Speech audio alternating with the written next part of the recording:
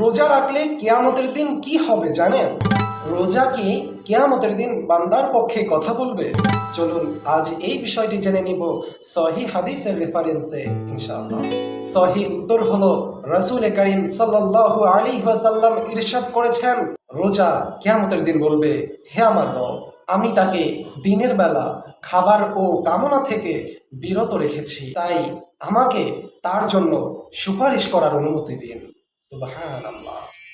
রোজা কিয়ামতের দিন বলবে আপনার জন্য, আপনি রোজা থাকলে আপনার জন্য রোজা সাক্ষ্য দিবে, হে আমার রব, আপনি আমাকে অনুমতি দিন তার জন্য সুপারিশ করার, কারণ আমি তাকে দিনের বেলা খাবার এবং কামনা থেকে বিরত রেখেছি। রোজা সেদিন আপনার পক্ষে দাঁড়াবে, রোজা সেই দিন আপনাকে রক্ষা করার চেষ্টা করবে এবং নাজাতেরও উসিলা হবে ইনশাআল্লাহ। এই হাদিসের রেফারেন্স স্ক্রিনে তুলে ধরা হবে। বন্ধু, রোজা হয়তোবা আজ তোমাকে একটু কষ্ট দেয়, কিন্তু কাল কিয়ামতের দিন এই রোজাই তোমার পক্ষে দাঁড়াবে, তোমার পক্ষে সাক্ষ্য দিবে এবং তোমার জন্য নাজাতের ফয়সালা খুঁজবে ইনশাআল্লাহ। তাই আমরা এই রমজানের মাসকে আলাদা গুরুত্ব দিব, বেশি বেশি আমল করব, আল্লাহকে রাজি খুশি করার চেষ্টা করব ইনশাআল্লাহ।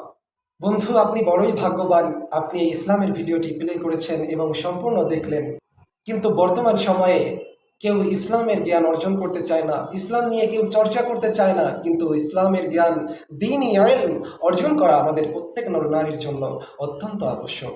আজ আমাদের প্রত্যেকের হাতে সময় থাকা সত্ত্বেও আমরা ইসলাম নিয়ে ভাবি না, আমরা ইসলামের বিষয়গুলো জানি না, এর জন্য জবাব দিতে হবে। আল্লাহ আমাদের সকলকে হেদায়েত দান করুন। ভিডিওটি বেশি বেশি শেয়ার করবেন। আপনার একজন অপর মুসলিম ভাইও এই রমজানের রোজা সম্পর্কে, এই রমজানের ফজিলত সম্পর্কে সুস্পষ্ট ধারণা পাবে এবং আপনিও হবেন অনেক অনেক সওয়াবের অধিকারী ইনশাআল্লাহ।